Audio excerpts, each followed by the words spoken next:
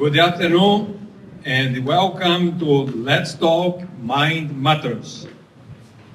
Today marks the first anniversary of the darkest day in UC Davis' 115 years history.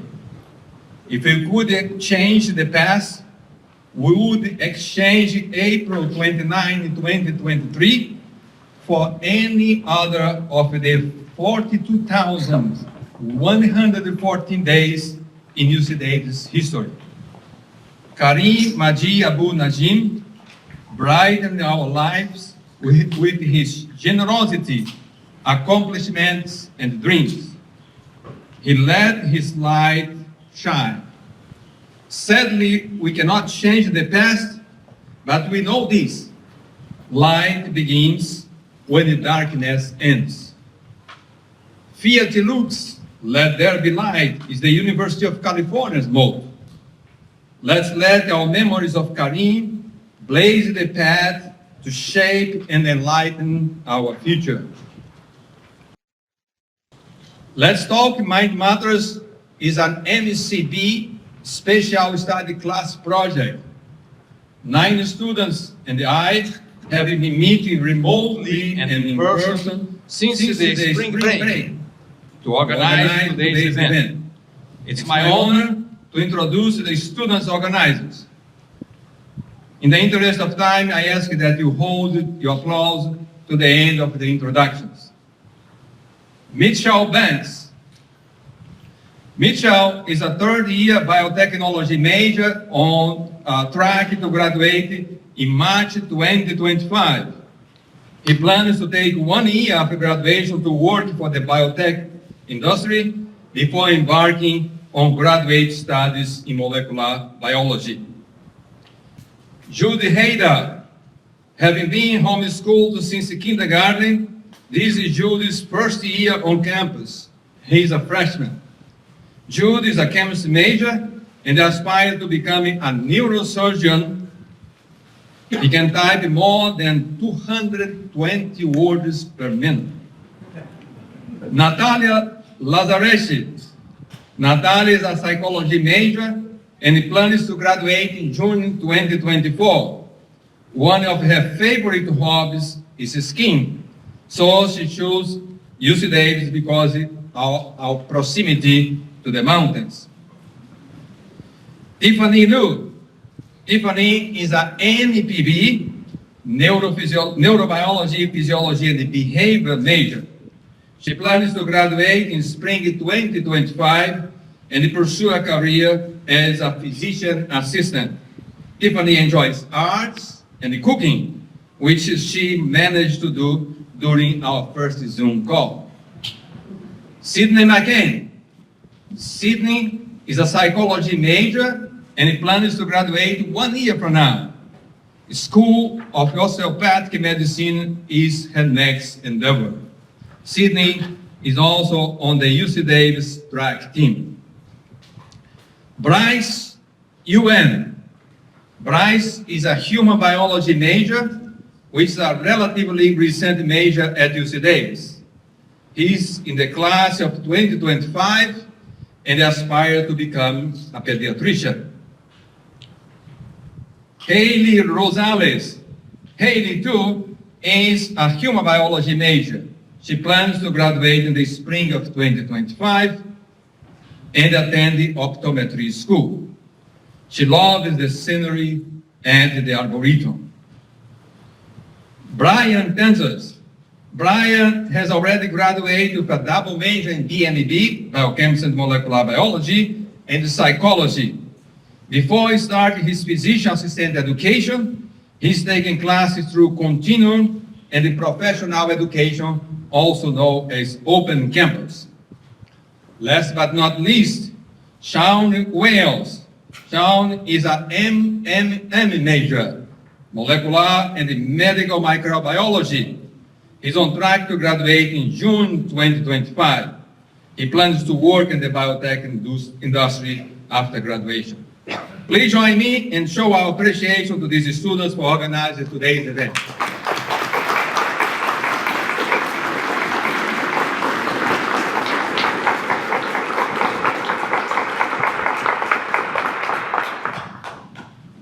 Next, I will read a message from the President of the University of California, Dr. Michael Drake.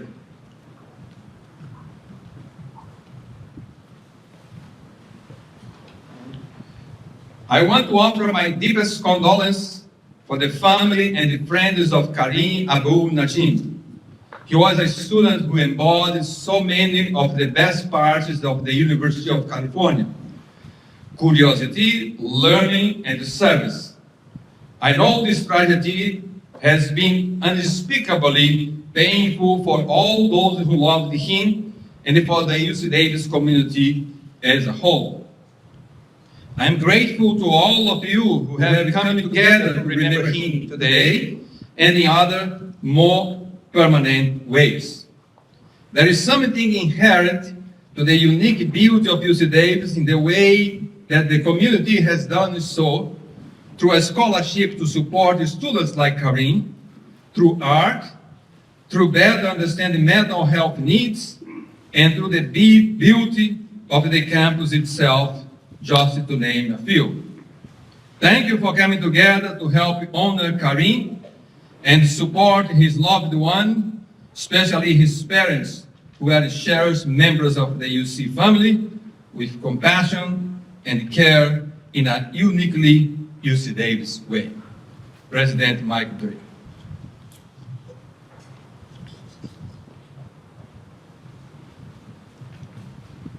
Clare Shinnerl joined UC Davis in 2022 as Vice Chancellor for Finance, Operation, and Administration.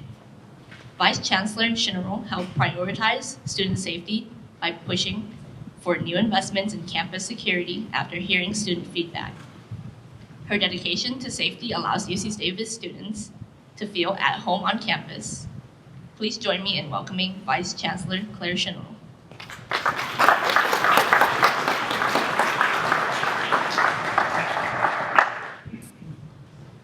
Thank you.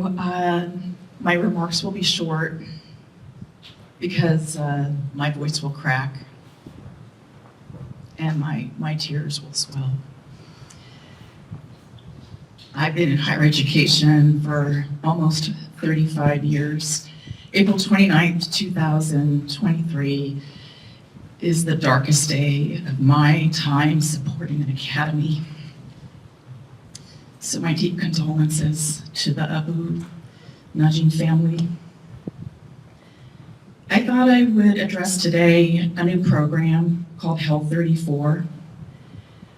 Since we have so many students here in the audience, I want to make sure you are aware of this new program. It was founded by the Chief of Fire at UC Davis. His name is Nate Trauernich. We call him Chief T, because Trauernich is a very hard name to say. But in 2021, he noticed an uptick in student mental health cases.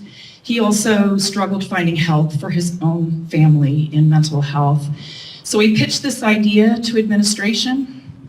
He got support and funding. He's been training and hiring. And in September of 2023, we launched Health 34. You're probably wondering, what does Health 34 stand for? So first of all, 34 is our fire department number. So every fire department in the United States has a number, and ours on campus is number 34. So Health 34 reflects their home. And you may be wondering what they do. So their goal is to prevent crisis and to be available maybe after a crisis. They're a mobile service. You may have seen them. They have a red van. It says Health 34 on it. So they come to anybody who needs them. Since we started in September, we've had 500 calls for help. They can help you find resources. They can just be a good listener. They're there 24/7. If you see their van, they have everything from toiletries to coupons for hotels, because sometimes these are roommate issues, and probably relate to that. And they also have snacks, and they also have stickers. I like their stickers. So they're here for all of you, and I just wanted to share that investment with you. And again, my deepest condolences.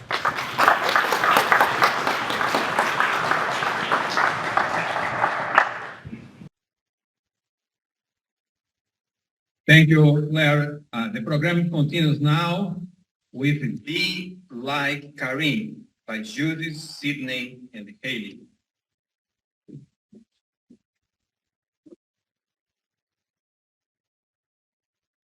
I do not know Karim personally, for all of you here. Yet we can all recognize that Karim was a brilliant and creative individual who will forever serve as an inspiration to us. To look at a picture and sense the profound impact one has made is amazing. When I look at Karim, I sense all that and more. It is only right to honor him, bring awareness, and forever hold his values. Those of dedication, self-belief, and the ability to see the good and potential in others. Karim was an action taker. And as we begin this event tonight, I hope you all will take action on your dreams and aspirations, just like Karim did. Be like Karim. Thank you.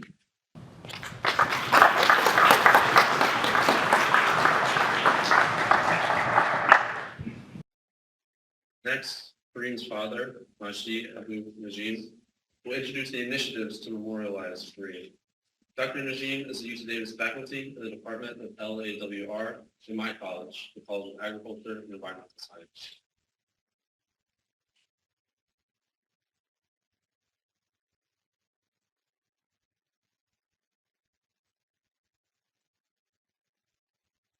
Thank you.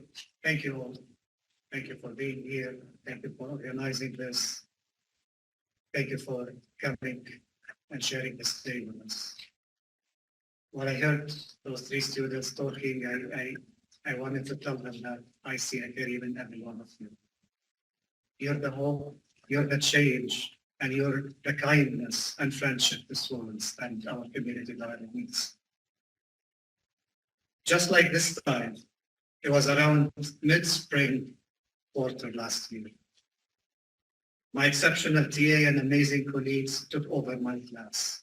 But despite my own pain, my connection with my students remained strong. And I decided to be part of the last field day in my course. I remember telling my students, I see a Karim in every one of you. And while my beloved son's journey in this physical world has ended, his legacy and memory will continue with all of you. So be good and be the agents of change our humanity diamond needs. And here we are, 1 year after Karim was taken away from us. So how do we honor Karim? I say by honoring his legacy, by continuing his journey, and by standing for everything good he stood for. Karim is a mind that illuminated brilliance, a big heart that spread positivity and hope, a bundle of energy. I never heard him say I'm tired. A magnet for connections, for human interactions and ideas, and a favorite of mine, a time bender. Indeed, a time bender because he challenged time and made so much in his short journey to our physical world. Karim never accepted last solutions, nor compromised on his future. In this year, we work with exceptional colleagues and friends from the city of Davis, from UC Davis, and from our loving and caring friends and community. A couple of months ago, the Karim Abou Najm Changemaker Award were launched. I'm thrilled to report today that this has inspired already 66 students who applied for this award. And I hope the first cohort of the Karim Abou Najm Changemakers will be announced soon. Thank you, students and friends.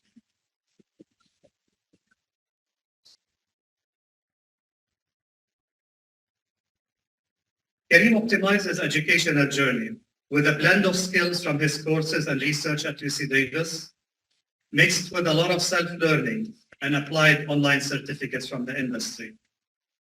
This award was inspired by Karim's vision and we hope it will inspire many of our students from all disciplines to look outside the box and seek quantitative and applied skills that maximize the learning from their educational journey.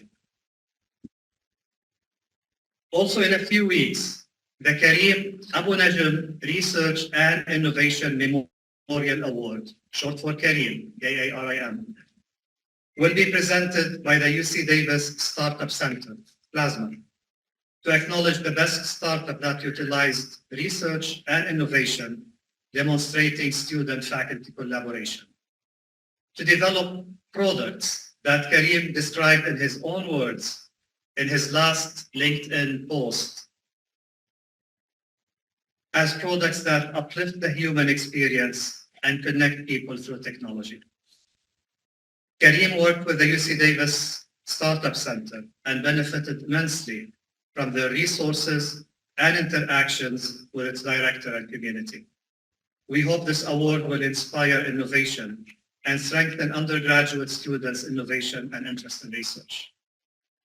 Thanks to 1,494 donors who donated more than $170,000 to make those two awards happen. Furthermore, Karim was part of the undergraduate honors program and won the UHP Research and Innovation Award. This award now will be renamed as the Karim Abou Najm Research and Innovation Award. In her words, the director of UHP said that this is appropriate for two reasons. One, he, Karim, was an inspiration to so many students and faculty in the program. Two, his research and entrepreneurialism with Corniche, the startup he made, was truly innovative work, service-oriented, with the emphasis being connecting aspiring researchers with faculty mentors. And as we conclude this talk, we will go to Sycamore Park, where the city of Davis will reveal the sign for the bike path, which will now be called the Karim Abou Najm path. We will also open the bench and share the final design for Fiat Karim Abou Najm Memorial Art. And back to Let's Talk. Let's talk mental health and work together to destigmatize it.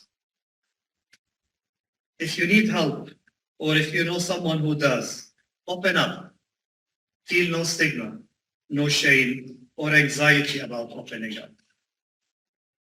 And if it helps, let me open up.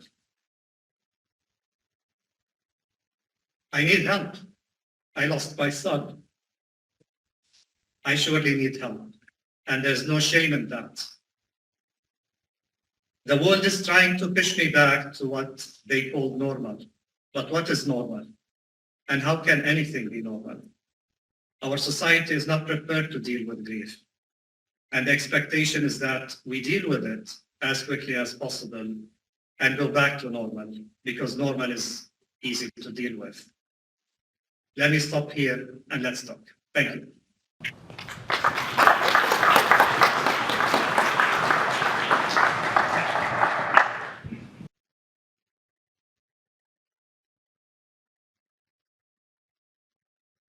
We are honored to have Karim's mother, Nadine Yeha, with us today.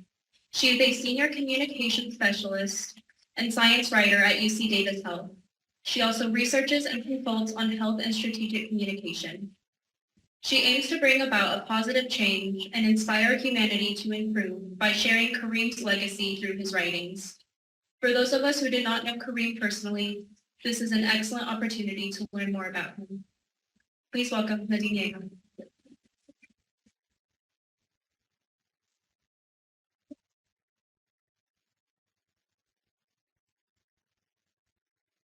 There are some chairs in the front if you'd like to come forward. I've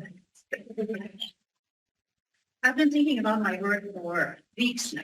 I would wake up at night and I think I read it somewhere in one of the Greek books, the words are leaking from my head, right? Because it's on my mind all the time. But eventually this is what I ended up writing. We are here today, which means the unthinkable had happened. There's no way around it, denying it, or ignoring it. But how could it be? We hear about tragedies in the news. We see them in movies. We think bad things can't happen to good people. But we are wrong. Unfortunately, it's more common than we think. When tragedy hits, we don't get the chance to change the channel, to fast forward the movie. We have to survive it. We have to live our worst nightmare.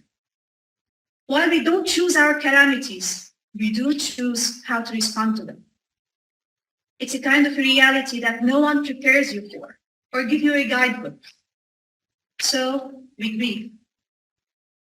We grieve because we love so deeply, we care so intensely, because there is no running away from the pain of longing. But I learned in the last 52 weeks not to hide my wounds, that we all carry scars, and that talking about pain helps us process it. For this reason, I hold Karim in my heart, my mind, and in my interactions. And while I can't change what happened on April 29, I can hold to preserving Karim's memory, and how utterly devastating to say memory, and fiercely defend his name and legacy. True, Karim's body was savagely attacked, but even death can't conquer a mother's connection to her child. It's a lake forged in love, nurtured with tenderness, and made for eternity. And as Karim's mom, I want to thank an unsung hero, the man who answered Karim's desperate call for help. He was the somebody. I will not name him tonight, but he knows himself. Thank you for trying to save him, for being there, for putting yourself out there to help a stranger. Tonight, I'm sharing a short piece Karim wrote to a struggling friend, but it can apply to each one of us. I know it gave me some solace when I found it in his drawer.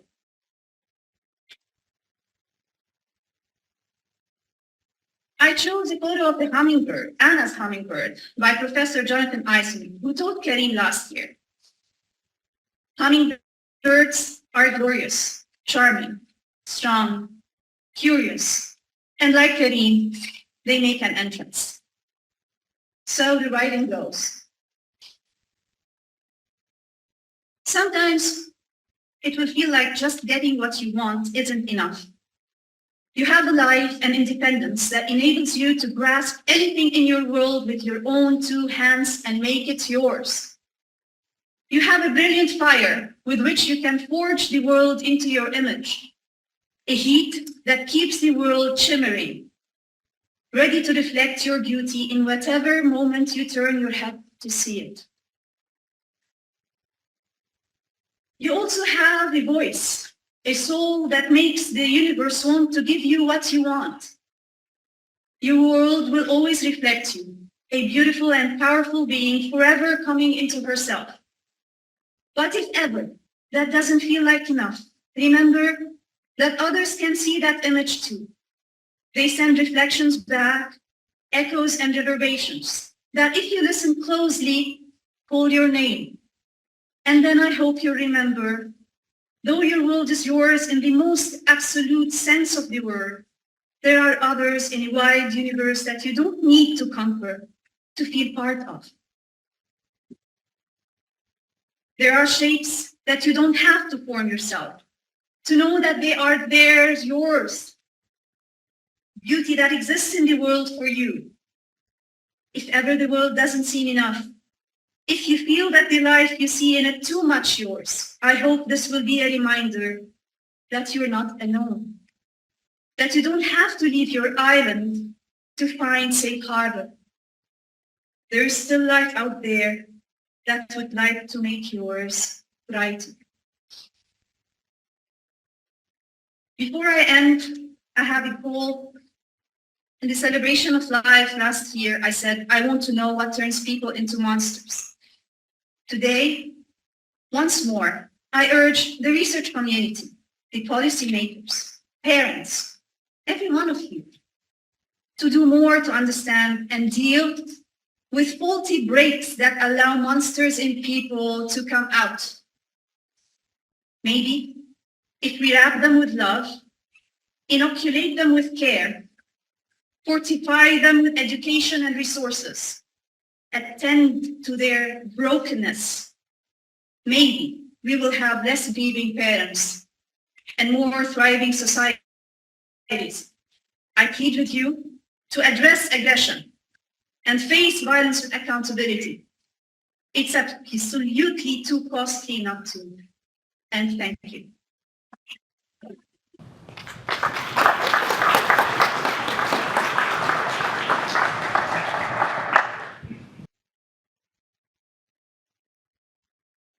Let's have a brief pause in here for people to standing on the back to find seats that are empty seats. Can you raise your hands and try to go to a place that is seat so that people from the back can go and find it. Thank you very much. Just 1 minute here.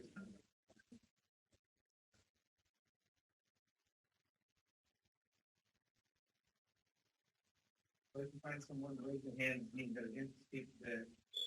Can you find a place?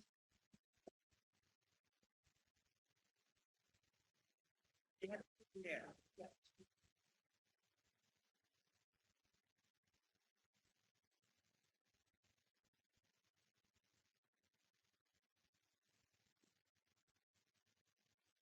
We also have plenty of seats in the front right here for anyone who'd like to sit up on.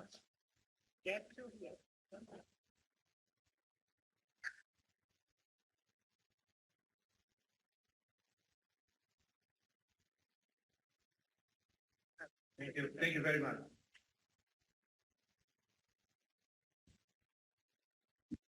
Our next speaker is the Poet Laureate Emeritus of Davis.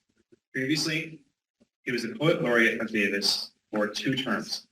As professor, he's been at UC Davis since 1990, bringing on many new classes and programs for undergraduates. As an author, he's most famous for his poetry book, In the Almond Orchard, as well as Me Juki, a collection of poems and essays he wrote with his wife, Kate. However, tonight, most importantly, he's a member of this community. Ladies and gentlemen, Dr. Andy Jones.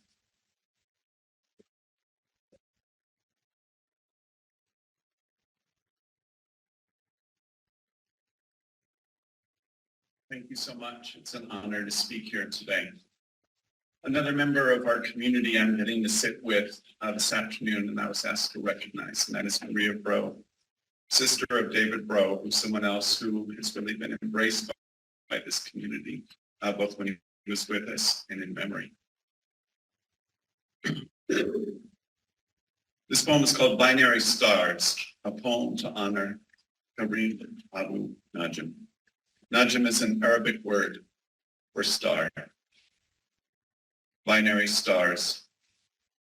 Our first stargazers beheld the brightest stars with wonder, not knowing until handed the eventual telescope that sometimes twin stars depended upon each other, gravitational forces keeping them in mutual orbit. Such it is with our children. They ply and test and challenge the familial gravitational pull, the parent star loosening and tightening the cosmic tether, knowing that at some point the stellar companion must find his own orbit.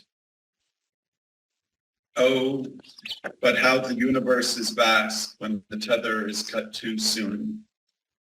We look to the skies, imagining the form, the face, the smile, the brilliant eyes of our bright star. We look for signs, imagining wonders. The corona remains.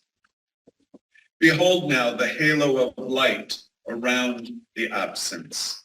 Sailors can still guide their ships from this celestial ring, this exoplanetary symbol of eternity, this steadfast corona. To this day, the companion star's light enlightens our eyes. The captain gives a nod of thanks to the supernova first mate who keeps watch while the captain sleeps, sometimes visiting dreams with a smile and a salute. We know the light of that companion star. The corona does not fade. We still feel the gravitational tug. Thank you.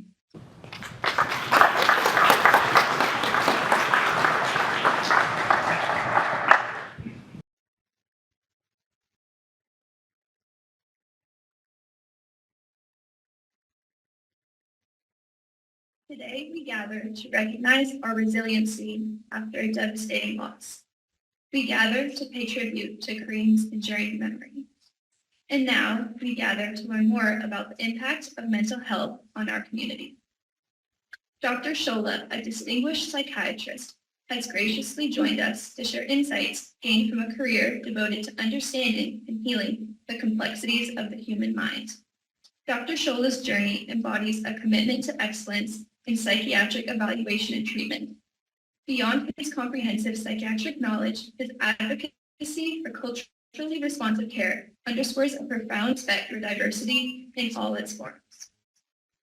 As we embark on a collective journey of reflection and resilience, I am honored to welcome Dr. Andres Sciolla as our keynote speaker.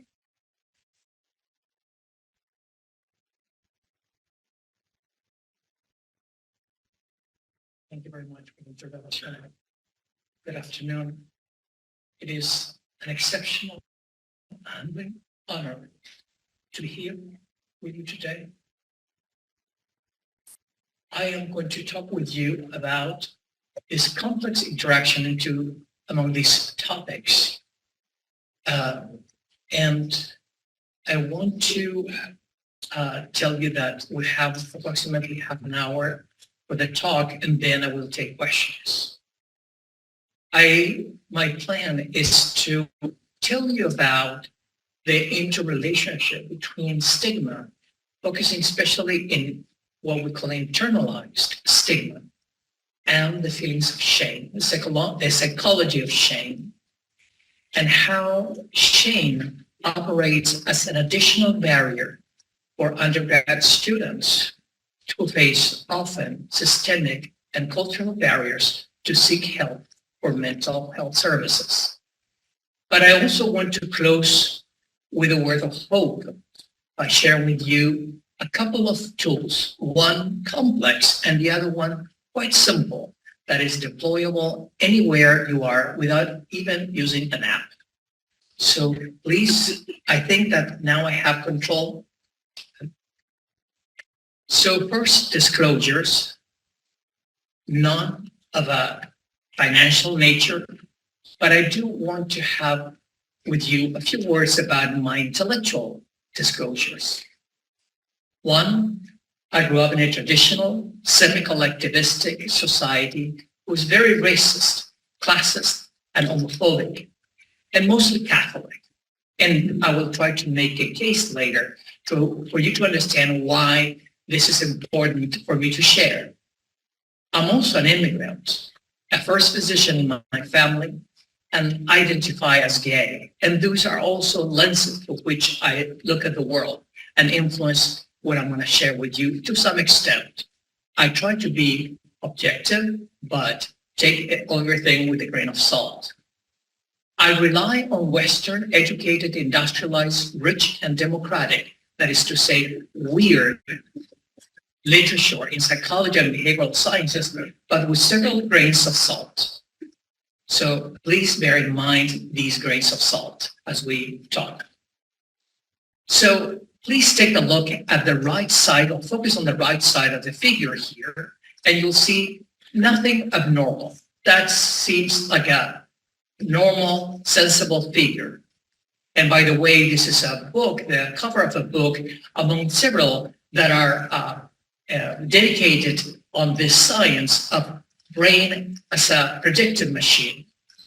Now, if you look at this left side of the figure, again, there's nothing odd about it. But then when you see the whole figure, you say, wait a minute, why is it odd? Why is it so weird? Why I can't make sense of it? Well, a simple way to look at this is that our brain tricks us because it's always trying to make sense of the world and follow certain common biases, if you will, perceptions. And so we try to complete something and then we can't, and we get frustrated or puzzled. But this is what we have to deal with because, sorry, I just want to highlight, this is a manifestation of culture in mind. Our brains, our perceptual, automatic making meaning of the world is influenced by culture, where we live and where we are born to. Now, my second bias, if you will, is being an outsider. I've been an outsider for most of my life. As an immigrant, as a gay man, someone who was in an all-boys school, who suffered bullying and some degree of shaming. And that gave me a privilege to look at society and groups as an outsider and benefit from that. As someone who can look at culture, for example, as a bicultural person, and look at certain things that, like fish that don't know what water is, those immersed in a certain culture don't notice things that I notice, and which is valuable for my work. Now, the third disclosure has to do with psychology and psychiatry, science. Even though the Western educated, industrialized, rich and democratic people in this world amount to 12%, they produce the overwhelming majority of data and research we have to rely on psychology. So bear that in mind. There's so much we don't know because we don't publish or do research in the vast majority of population. So the conclusions that we have about mental health, psychology, it should be tentative, taken with a grain of salt. Now, transitioning to stigma. A helpful way to look at stigma is to think about these concentric circles that sociologists use to understand stigma at a structural level, like state policies, institutional practices, an interpersonal level, which is abuse, rejection, discrimination experiences, but also at an individual level, such as problems with disclosure and self-stigma, internalized stigma. Now, this model, we can think that these circles that look static and isolated, they're really interacting with each other. And we can use this model or this framework to understand racism, for example, how racism can be as thought of a set of interacting domains of structural, interpersonal, and individual racism or internalized racism manifested, for example, in things like, for those of you may be familiar with, like imposter syndrome or another manifestation could be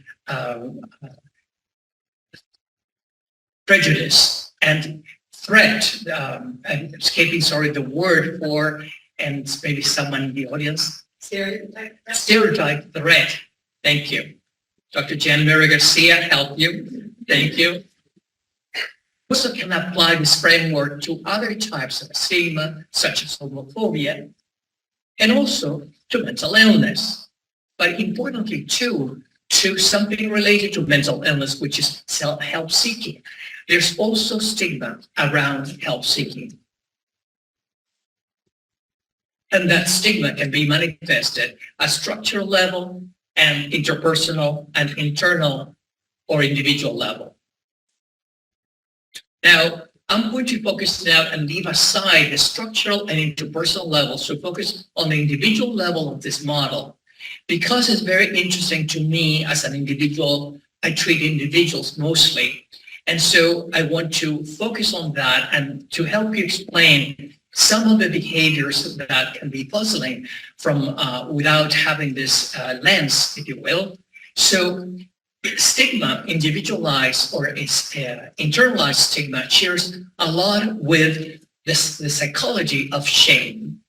Now, to orient us to this, what is shame? How psychologists have described shame?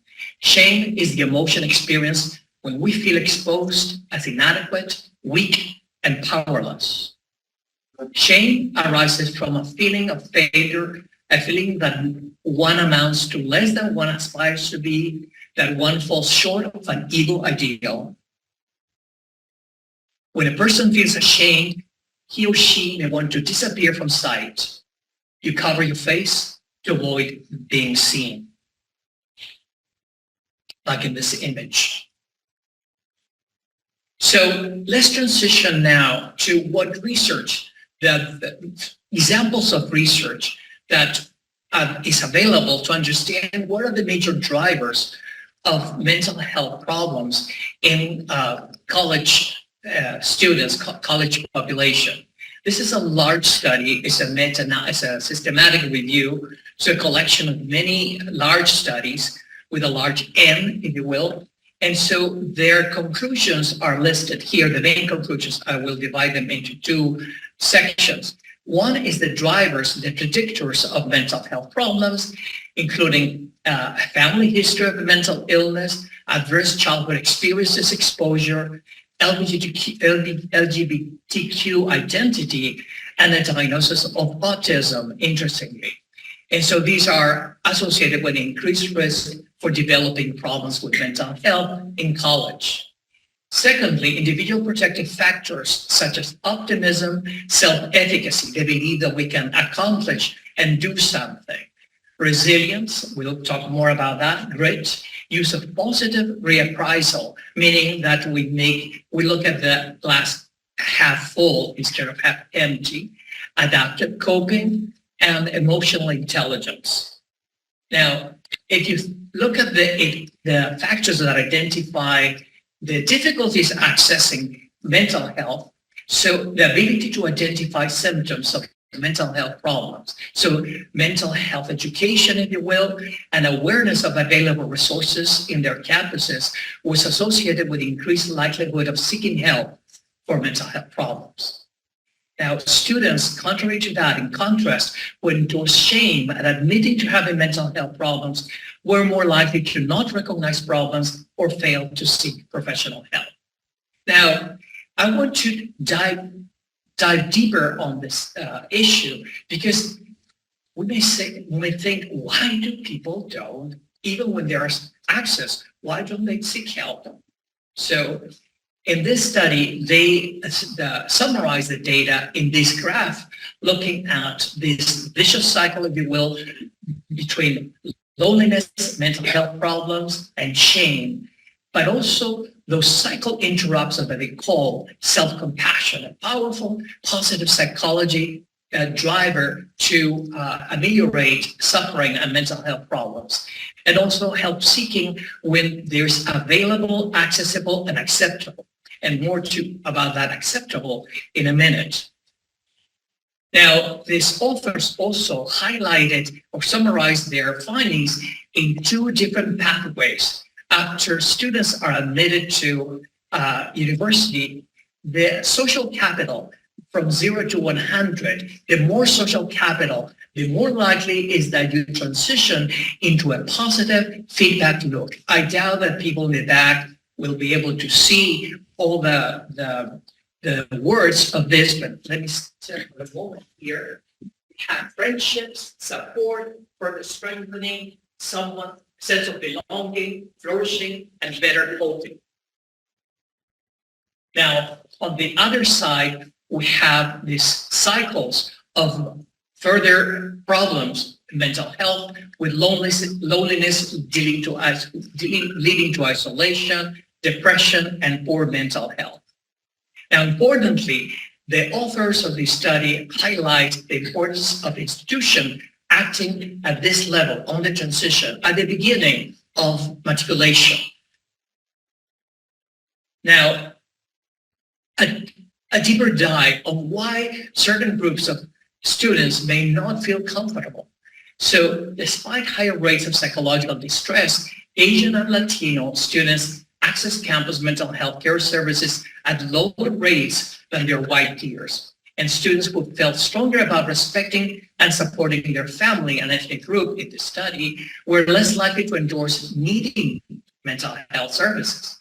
So let's look at this video because it explains a little bit more what they mean by this study's author. Students are now returning to in-person learning. Many of them college students who are struggling with their mental health and not receiving enough help.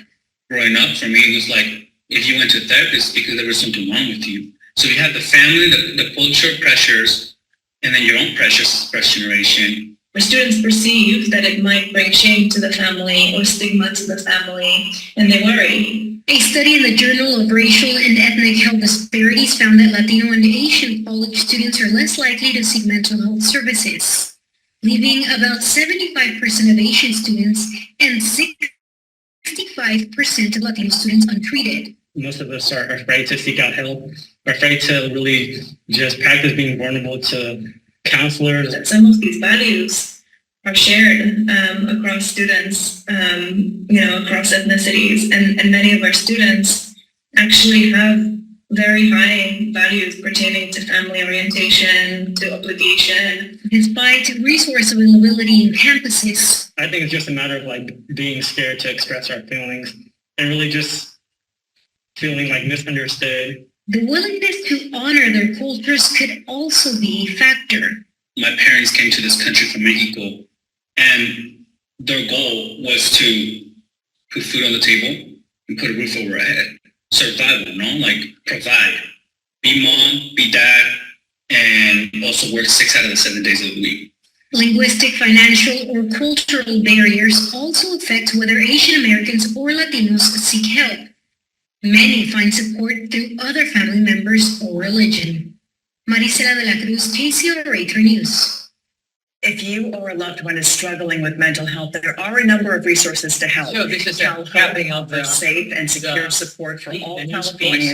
You can call them directly at 833-317-4673. Again, 833-317-4673. You can also chat live with them by going to calhope.org. When we talk about access to mental health and why some groups of students are more likely to rely on family members and their friends as support instead of access to professional mental health. And also how the more acculturated they are to that community, the less likely is that they will reach out for mental health services. I want to deepen this topic about how certain groups will be under heightened risk for not seeking help. And this is it's a qualitative study done on a vulnerable group called independent students, who are college students without caregivers who pursue higher education without financial, practical, and emotional support from their family. So in this study, expectation that students will ask for help when needed reflect white middle-class social norms. That's one of the conclusions of the authors. And the themes that they identified in this qualitative study included worry about being a burden, loss of faith, doubt in the efficacy of support programs, reaching out to authority figures, and encountering judgment or unfeeling responses.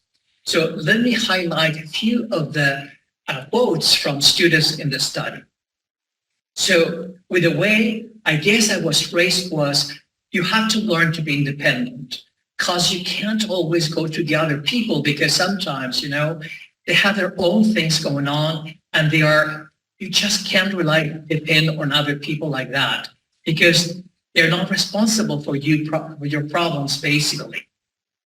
This is from Kayla, age 18. Now, I think I'm pretty comfortable, but I think I do wait until I have no other option. Notice that, because I feel like if I can't do it on my own, then I'd rather do it that way. But if I really need help, then I figure it's time to reach out. Imani, age 18. Another one, Jade, age 18. I don't want to feel like a charity case, but I'm just certain situations like I'm struggling in this class or adjusting or like just financially like problems like that. Like I know that you guys could help me, but it's just like hard going to people for personal reasons. I know a lot of people like my age, we keep it like, between ourselves. And it's hard because we suffer alone in a sense. So a way out of this, one sensible way is called psychological growth, which is defined here in this Encyclopedia of Mental Health as the need to accommodate a major stressor and may be experienced as a transformative. Growth is best understood as a systemic process of actively learning and adapting to new ways to constructively function following a crisis. Sounds a little lofty and abstract, but it's something that is tangible and experienced for all of us with professional help or without it. So what tools do we have to address psychological growth? What can help us face adversity and trauma? So the first one that I want to talk about is complex, and I want to show this video from the Harvard Center on Developing Child and the Science of Resilience.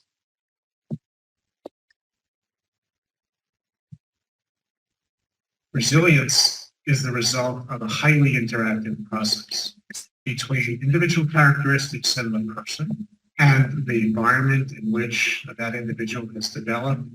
It's really the counterbalancing of difficult things that may exist in the child's life with positive things that occur in the family, but even positive things that may exist in the community. An easy way of thinking about resilience is like a scale with a fulcrum in the middle of it. And there are things on both sides of that scale, experiences of both bad things or good things. Our genes shape where the fulcrum is positioned at the start. There are certain genes that make a child more sensitive to the effects of maltreatment or parental neglect or witnessing violence. The fulcrum may start out kind of more towards one side or more towards the other side, and that's going to make a big difference in terms of how much these subsequent events affect things positively or negatively. Science tells us that experience moves the fulcrum, for better or for worse. Even though we are born with genes, genes will respond differently to certain environmental situations as opposed to others. What the genes are actually doing are turning up or turning down the expression of chemicals in circuits in the brain and the circuitry in the entire body that govern our responses to stress, to anxiety, to depressive symptoms. When positive experiences accumulate and children learn coping skills that help them to manage stress, the fulcrum can slide, so the scale tilts toward positive outcomes more easily. That's what resilience is all about. There's always an adult, or more than one adult, who is key to providing that relationship that helps to build resilience.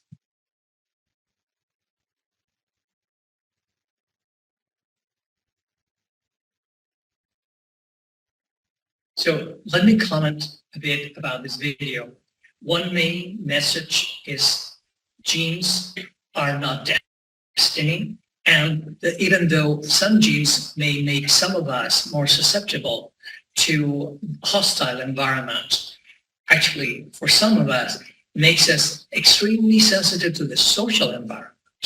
So we can be extremely gifted to decode the social environment, and we become healers and helpers and physicians and nurses and teachers, but also make us more vulnerable to adversity and particularly into personal adversity and abuse or neglect. So that's one message, if you will, about the genes. And the other one is about the importance of resources. Now, I don't know if the video portrayed the importance of relationships, adults or supportive, but they leave out the outer context, the social determinants and the structural determinants of the resources that adults or family, a group of people or community may have to buffer the stress of children. So this is not the whole idea, and I want to show you that resilience can get a little bit more complicated when you really look, and again, I don't expect you all could read the slide because there's two small letters, but we're having several concentric circles or domains of resilience, including individual lifestyle at the core, individual determinants, social determinants, human moderated environment, and natural environment. So the weather, available resources at the environment level also can have an impact on resilience. So resilience is not something that we're born with, and it's static or like a personality trait or the color of our hair, but it's something that can be developed and is highly interactive with those around us and the environment and the society in which we live and the larger physical environments as well. Now, the other resource that I want to share with you is much simpler. I promise no apps are needed for this. So I'm going to show this for a couple of minutes because we're running out of time. And I just want to give you the idea. This technique goes by several names: abdominal breathing, box breathing, and I will show you this video. Oh, sorry. Maybe someone has to activate it. Very simple. Hold, exhale, hold, inhale. This is an ancient technique that mostly developed in South Asia and comes to us via yoga and other meditative techniques that really reset the stress response system, rebalances. So when we're agitated and we need regulation, down-regulation of our stress response system, this is something that we can practice in the classroom, anywhere we are. I was practicing right here before we started because it's something we can do anywhere, and it's very simple. And there's research about it to show that it can lead to positive health outcomes. This example, this recent study compares several kinds of techniques of breathing. The bottom line is that breathing practices, especially the exhale-focused cyclic sighing, produces greater improvement in mood and reduction in respiratory rate compared with mindfulness meditation.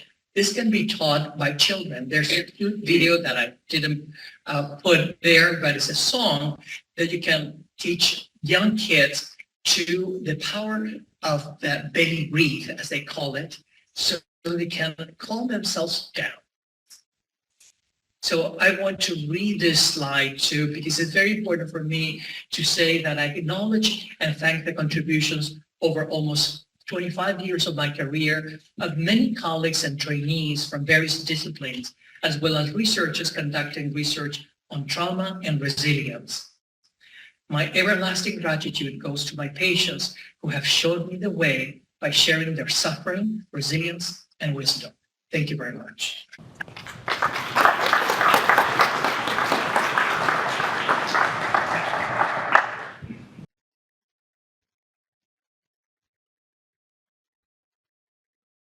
Thank you, Dr. Sciolla, for sharing with us your time and expertise in today's enlightening presentation. We will now begin with a Q&A session. For those who are interested in submitting a question to be answered, please scan the QR code that's found in your program or the one that's found on the screen. Questions will be asked anonymously. I will begin with today's first question. Dr. Sciolla, what is the best way to approach a family or friend who you think is having a trouble with mental health? Wow, this is the hard part now, really, is to answer these challenging questions, trying to convey something practical and doable, if you will, for something complex, not knowing the whole context of the particular situation. So speaking in generalities, I think that attitude with which we approach people that are struggling is essential. An attitude, I would say, of humility and also of helpfulness, trying to understand what's going on.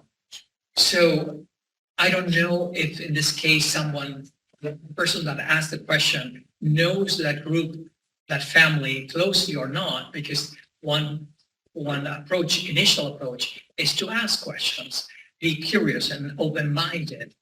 And when I say open-minded, I mean that we can be actively paying attention to our own reactions, because those reactions that might be automatic can inform us how people are feeling and responding to our attempts. Because we perceive resistance, if you will, or people are closing up, then it's not the time to insist. We have to balance respect and withdraw, if you will.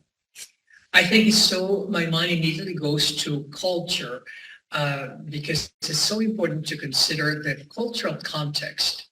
Because in some cultures, it's okay to be more nosy or to ask questions, personal questions, whereas in the mainstream white, if you will, Caucasian culture, the respect for individual struggles is so high that sometimes people never question.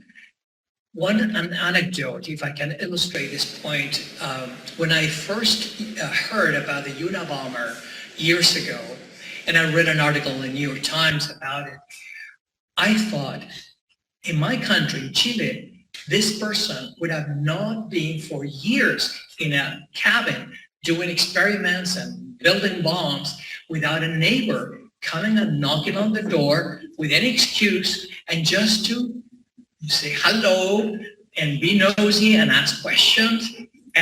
But this person was left completely alone in the middle of nowhere in Montana, or not, I don't know how middle of nowhere, but it was isolated.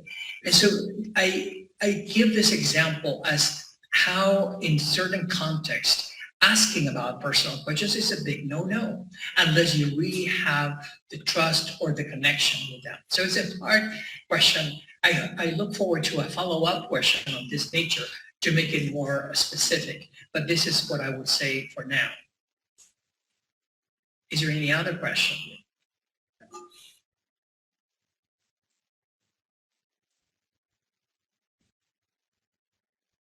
So the next question is, what role do institutions like UC play in addressing mental health deterioration and concerns of students, and how can we do better? Well, another big question, and I hope that the administration and leaders of UC Davis don't feel that I'm criticizing at all what they have done in this regard. I know the reality most closely of the Sacramento campus because I work with faculty at the School of Nursing and School of Medicine, both on the undergraduate level and the graduate level. The resources are never enough. The scarcity is the name of the game.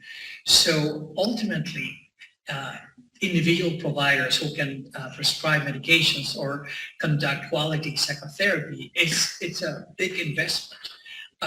For example, I know that some students or residents have to wait for weeks to get a provider, or they have a limited amount of sessions, or they have to have sessions interspersed every 2 or 3 weeks, which is not ideal. Especially for a crisis, you need weekly therapy. So that's one thing that I want to say, that resources are expensive. So the other things that can be done, I think, is alluded to in this slide, how in the transition from matriculation to starting new year in school is very important. Students come from all walks of life, some of them with very little experience and social capital to understand how this, how schools is a big jump from high school, say, to a college. So orientation resources can be very important. And last but not least, I'm very heartened to hear about this initiative, Health 34, which is another resource that we have now on campus, which I think is an excellent idea. So education, last, I guess, was initiatives, education initiatives like this one to educate the community and to combat stigma, to testimonies of people that like the parents of Karim who have exposed their vulnerability and share with us their plight and their sorrow. That's another way that we can all come together and normalize, if you will, what is so difficult sometimes. Next question is, what are the best ways and resources to cope with a tragic loss? With a tragic loss. A tragic loss.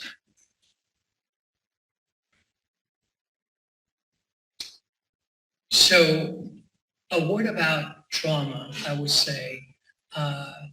We know now that traumatic events benefit tremendously from early intervention. So seeking help, professional help, can be very important. So having access to that, which is a problem because there's a wait list, but it's something that is very important to strive for.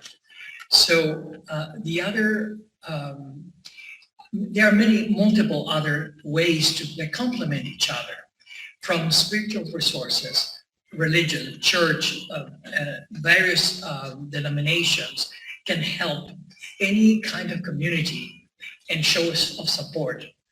I think that, apps, I mentioned apps, indeed apps and journaling and self-help and self-education and books can help people to cope.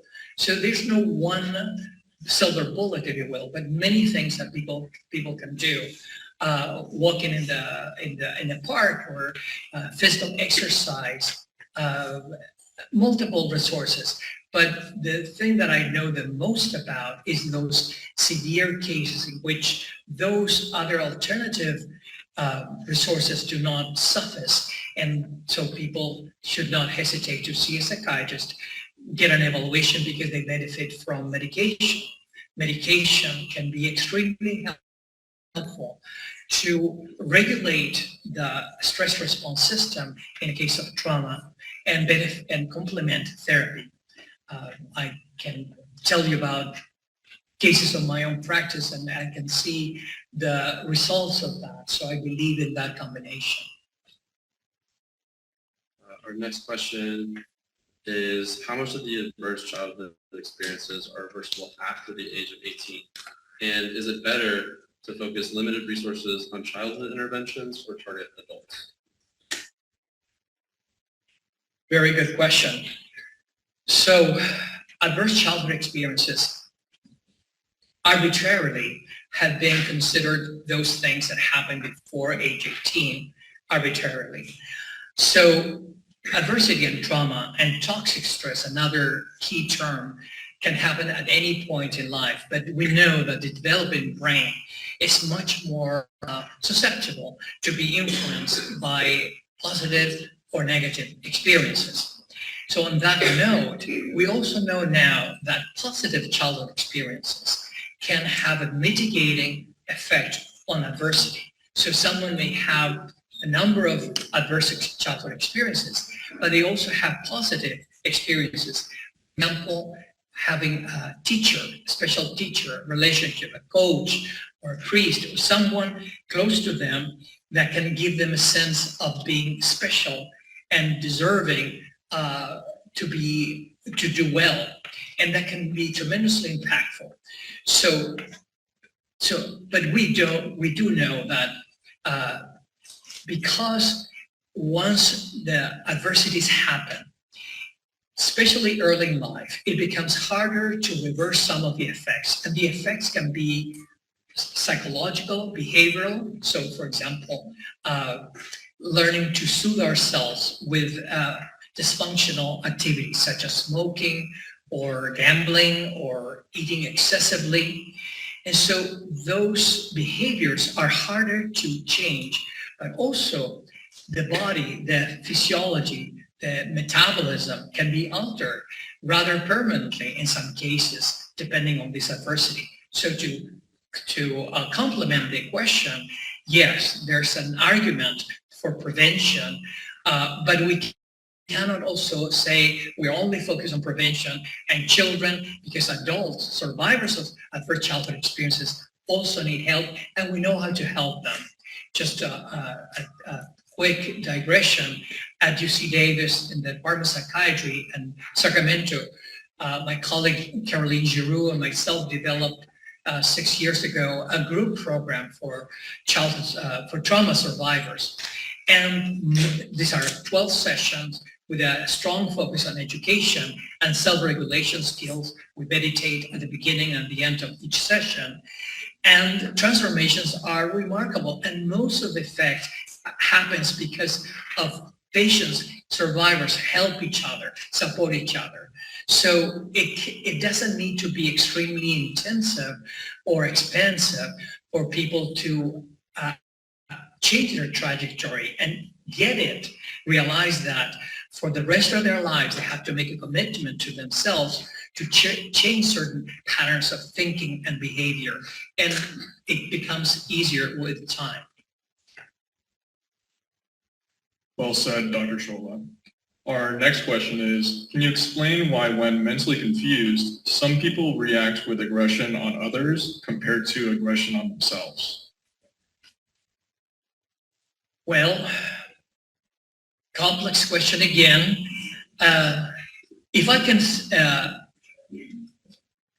speak in general terms, and I don't mean to be stereotypical about it, but it happens to be a fact, if you will, that in general,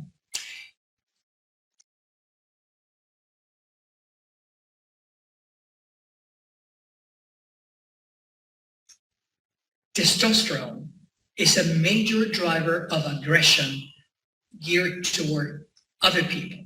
Testosterone is something that men and women have, but the levels and the sensitivity of the receptors for this hormone are much higher in men, especially the testosterone reaches its peak in late adolescence, early adulthood. So those are one of the major drivers. Of course, there are many other societal and moral and religious and cultural restraints for aggression, so that doesn't get expressed. But so by and large, as a generalization, women, girls and women are more likely to turn aggression onto themselves with all kinds of self-injurious behaviors, from cutting to burning to doing things that in a way sabotage their possibilities in life, self-destructive behaviors, if you will. Now, why that happens, it's a complex phenomenon, because it's also depending on what you see in the environment. So there are some environments, some families in which there's a high level of expressed emotions and violence. And so both girls and boys learn to incorporate that behaviors in their to themselves to deal with stress or conflict. But also we have to think that there are structural elements that can minoritize and oppress certain groups of people and create resentment and aggression that may not have other ways of expressing but outwardly. Now, why some may be still more inclined to turn it inside is hard to tell in each case, if you will. I'm sorry that I'm making so many generalities, but that would be my best way to answer that question. I think we have time for one more question, and that is, how can I make my environment, whether that's home, work, school, what have you, a safer place to talk about mental health? I appreciate it. Well, all the questions and that in particular too. So I think that we need to build. I'm a part of a national group of educators in medicine and other fields who believe in trauma-informed approaches, meaning that our first reaction to problematic behaviors in other people should not be what's wrong with you, but what happened to you, meaning that we need to understand where that person is coming from in their individual lives, but also their context, their culture, and their socioeconomic background, if you will, to understand why some behaviors are being a symptom Sorry, of Dr. what. Sciolla. Sorry, Dr. Sciolla. I don't mean to interrupt. Unfortunately, it seems that we're out of time for the rest of the questions. Thank you for your participation, and we are so grateful to Dr.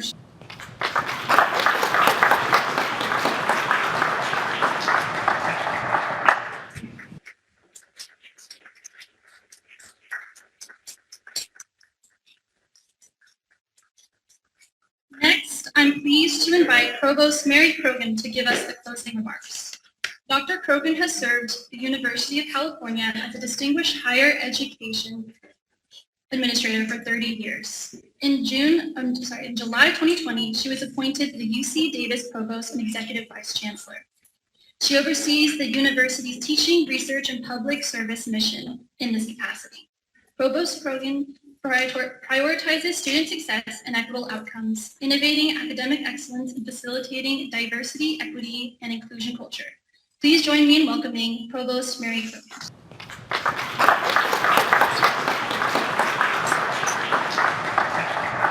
Good evening, everyone, and thank you for being here yourself. I'm sorry I couldn't join you for the entire program, but I was at the Chancellor's house where he is hosting another event. He sends his own deep regrets, and he wishes he could be here too. I want to recognize and convey my profound thanks to our students and faculty for planning this event today to remember Karim. I particularly want to thank Walter Leal and the students who are so proudly wearing their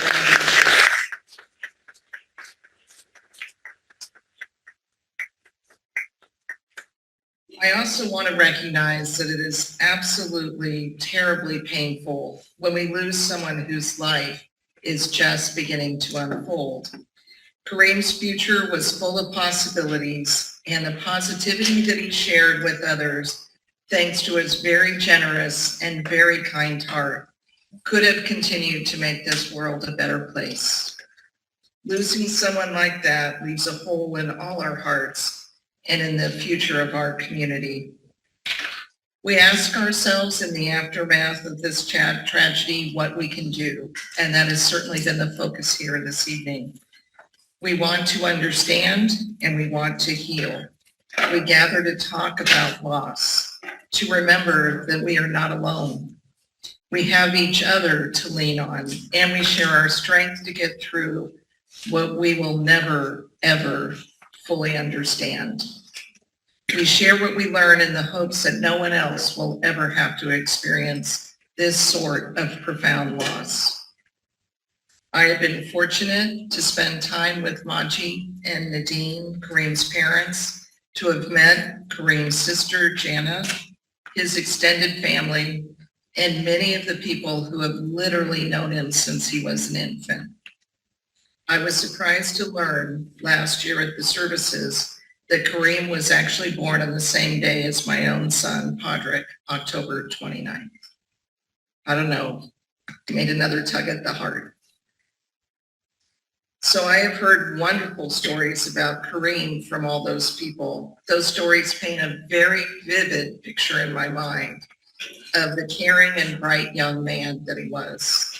I have learned that he was always motivated to help others, sometimes push people a bit, sometimes with a sense of humor, that he put their needs above his own. And in recent years, he did that through mentorship in his classes and in the Miller Lab, through software design for people with learning impairments, and through active engagement, both on our campus and here in the city of Davis.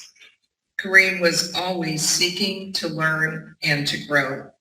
A beautiful part about sharing stories about him is that he will continue to inspire others through his ambition, his belief in every person's potential, and his desire to positively impact the lives of everyone he met. Thank you again for being here tonight and for being part of Kareem's legacy of kindness and generosity of spirit. Again, thank you to our students and faculty for organizing and hosting this event in Kareem's memory. And thank you to Majdi and to Nadine and all of Kareem's family for allowing us to be part of remembering someone so dear to you and so incredibly special to our community. I feel very honored to be here, and I'm sending my continued love and support to you, your family, and Kareem's friends.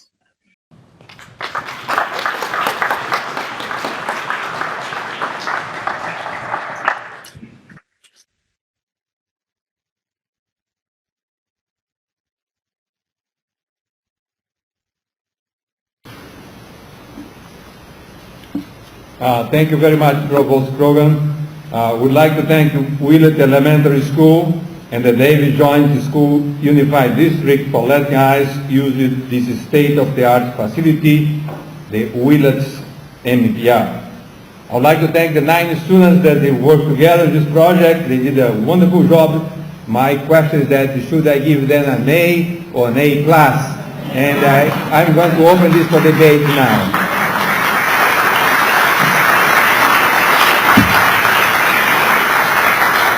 Those in favor of A+, raise your hand.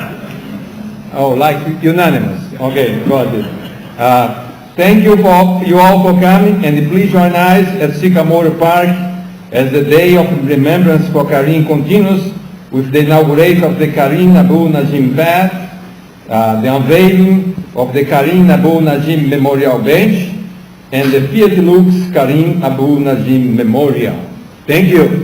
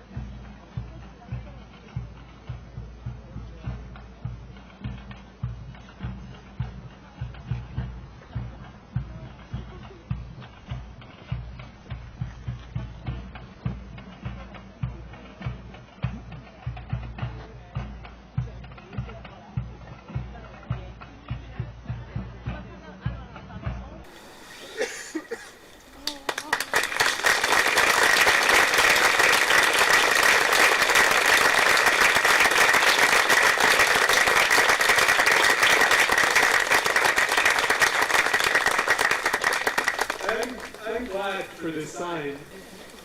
Well, thank you for joining us tonight. I wrote some reflections that I wanted to share with you. We all lost someone dear on April 29 last year. Nadine and I, we lost our son. And you lost a friend, a student, a mentor, a fellow Davis citizen, a coffee buddy, or just this random guy who smiled at you and now you remember that smile. Some of you never even met Karim, but somehow he managed to touch you. So thank you, all of you, for joining us on this special day. 1 year, in about an hour, it will be exactly 1 year. To me and to many here, time stopped at that moment. Is it 1 year already? Well, that's what the calendar says. Your presence here confirms it. But my mind struggled to comprehend it. Time stopped for me on April 29. But the days kept moving, and with them, as expected, no, moved on, and expected me to follow. It's like the axis of time wants to push me forward with the least disruptions to the space-time continuum, to the system we created to ourselves, to the norms and lifestyle. After all, how can time stop if life goes on?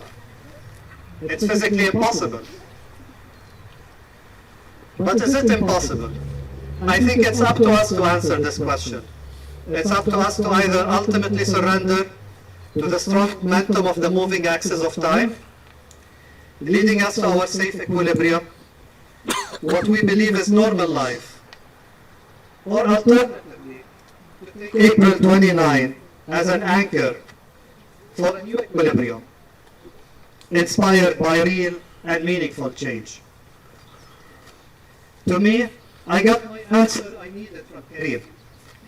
I wrote part of those reflections while sitting on Karim's bed. On his board, I read, "Wake up. Wake up." So for me, my journey just started.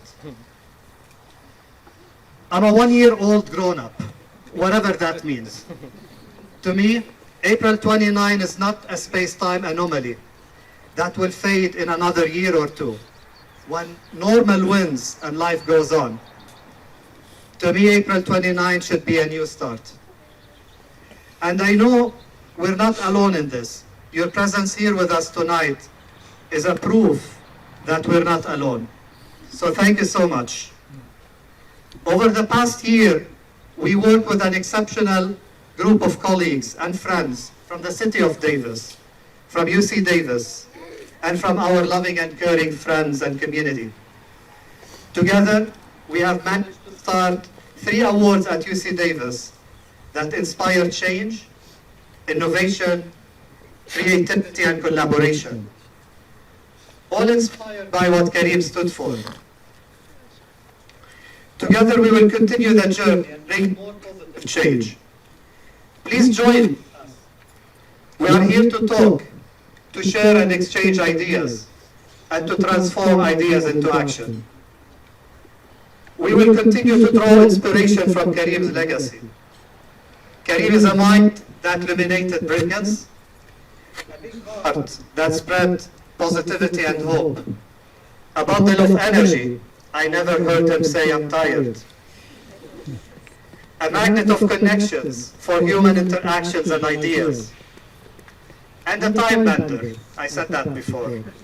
Indeed, a time bender because he challenged time and made so much in his short journey to our physical world. My last message tonight built on my reflections during Karim's celebration of life. Last May, when I asked you back then to never take love for granted. I asked those who attended Karim's celebration of life to take a moment and call someone they love and tell them that you love them. Tonight, I ask that you please reflect on this past year. Try to count how many times did you say I love you in 1 year. Reflect, because if the number of times you said it is low, you're either lonely or you've allowed life to take over. And for that, allow me to reshare Karim's 2 words from his board. You know them. Wake up. I invite you again to renew that connection, and perhaps as the UC Davis bands play some of Karim's favorite music, you can take your phone, or if that special person is next to you, hug them and say, I love you. And last but not least, we want to share this bench with the community so that we can remember Karim. May this bench forge new friendships, create happy and lasting memories, and be a refuge to reflect, to meditate, or to remember. We hope it creates the safe and peaceful space to inspire curious discussions and illuminate new ideas. And finally, I'd like to end with Nadine's words about Karim, that you can all read as we formally open this bench to the world.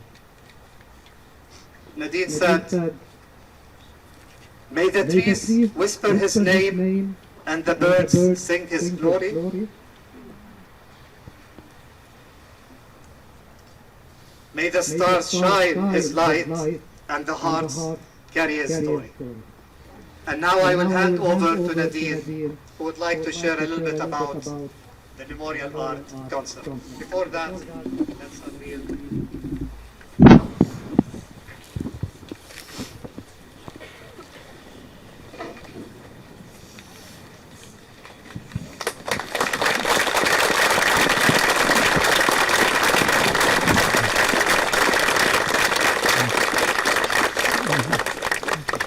Thank you. I don't know if this is going to carry my emotions. Maybe it is too strong even for a microphone to carry.